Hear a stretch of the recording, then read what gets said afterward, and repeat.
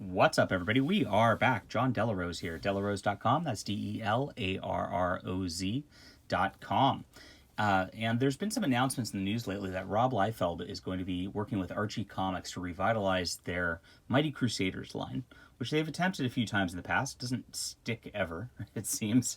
And I kind of don't expect this one to stick either. I expect Rob Liefeld to boost some sales in the short term, and then as soon as he's off the book, I expect it to kind of trickle away like it typically does. It's very weird that these companies really don't stick with things. You'd think that there's enough of a niche market to where you can kickstart almost anything these days. And I'd love to write a character like the Shield, not gonna lie. But this was the first patriotic comic book hero, as is mentioned in here. And it is very, very 1940s comics. So if you haven't read any Golden Age comics, they are very trite, they're very silly. There's not a lot of background to the characters in there.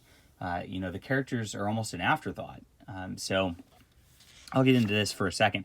It covers the Shield's appearances from PEP 1, PEP 2, PEP 3, PEP 4, PEP 5, and from Shield Wizard Comics number 1. So this is like just the first appearances of the Shield. And this is a trade paperback. I think it's like 100 pages or 96 pages or something like that.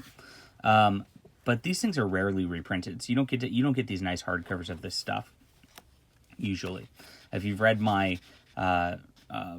restoration of the Golden Age character Dynamite Thor, you might recognize kind of the way that this is done.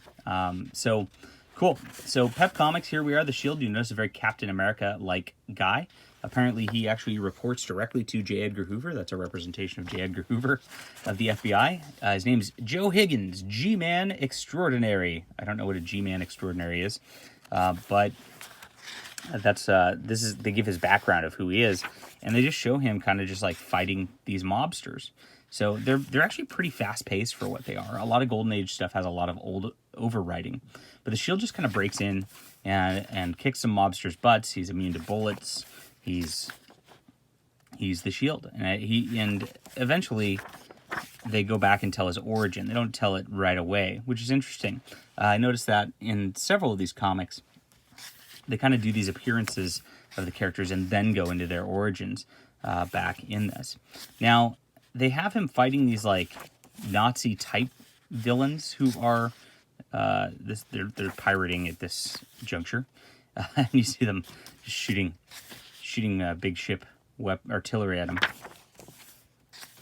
But they're not actual Nazis. Like they come up with this like this name of like this like quote Nordic-ish country that there's all these secret people fighting, and he ends up in a secret underground base, underwater base. Here it is, like a whole city underwater of these people who he's fighting. Who are, like I said, they're very Nazi-esque, but because the U.S. was not involved in the war yet, they aren't actual Nazis at this juncture. So it's really silly. The Shield just has odd adventures, but it was fun. I gotta say, I read through this very quickly and enjoyed it. If you like the Golden Age stuff, some of the plot lines don't make all the most sense. The art is, I don't know. The art, to me, looking at it, at least, is a little bit more dynamic and better than, like, I would say, the Human Torch from Marvel was, for example. The Human Torch I couldn't even get through. They seem to have a little bit higher quality on this front.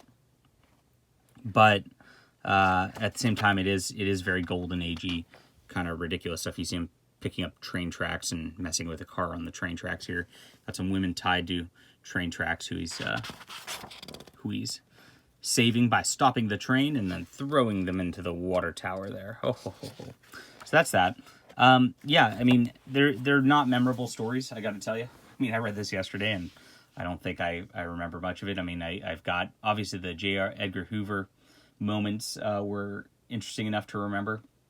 He is the same thing as Captain America, pretty much. Takes a serum and he's got this whole deal. They actually have a scene of him in his origin background where he's actually going through some FBI trials in order to like kind of prove himself on that level.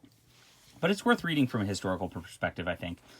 This is the classics of comics from 1940, and Captain America definitely rip this off pretty badly. So I know there was a lawsuit about that back in the day, that the people from the PEP Comics group, I don't remember the actual name, sued Marvel Comics over the Captain America sort of stuff. So worth the read if you can find it cheap. I mean, there's $12.95. I don't think it's out of print. I mean, it's out of print, but it's not particularly hard to find if you're interested in this sort of thing. Still, you can't rate it that great. It is pretty forgettable stories. The art's on the stilted side because it's 1940, and it's all right. So I'd go like a 6.5 out of 10 at the end of the day, slightly below average, but good for historical purposes. All right, hit that like and subscribe button. We'll see you soon.